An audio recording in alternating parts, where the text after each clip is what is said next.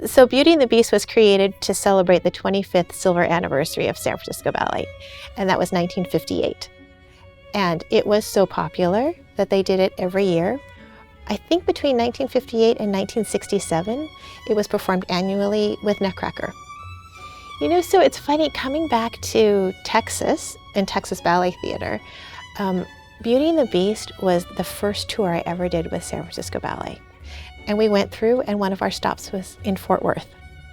So it's a funny full circle for me to do that and to come and stage it here.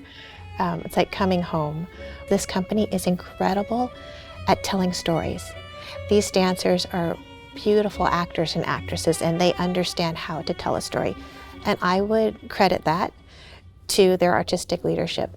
It's charming, it's the story, it's the frog that turns to a prince, the beast that turns into a prince, but then it evolves into a kind of a true classical ballet wedding scene.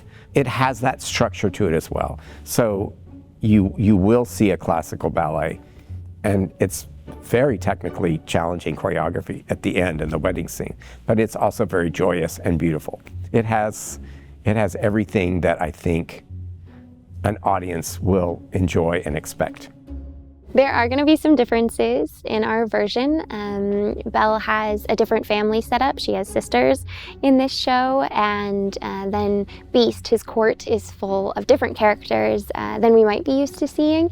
But it's fun because it's a great opportunity to see how something can be adapted to stage as opposed to film. The Beast in particular, in first act, his head is completely encased in a mask with fur, and his body is fully dressed. Then you also have the lead, Simeon, who dances with a mask and a hat and a tail. He has very hard steps to do, and it's very challenging, and all the while he has to be impish and have a character, a Simeon, who dances a beast who's under a magical spell. Well, it's always great to perform something that people recognize on stage, and specifically like a grand story of Beauty and the Beast. It's more challenging in a way because you have to portray the right character, but it also gives me confidence because so many people know that character. So yeah, it's gonna be fun.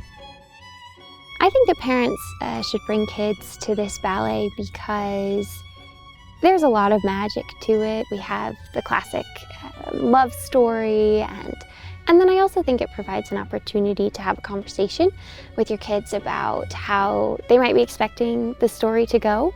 And there's a chance to say that there's different versions, and you're gonna see different characters, and just have a chance to talk to them about how it might be different, but just as fun.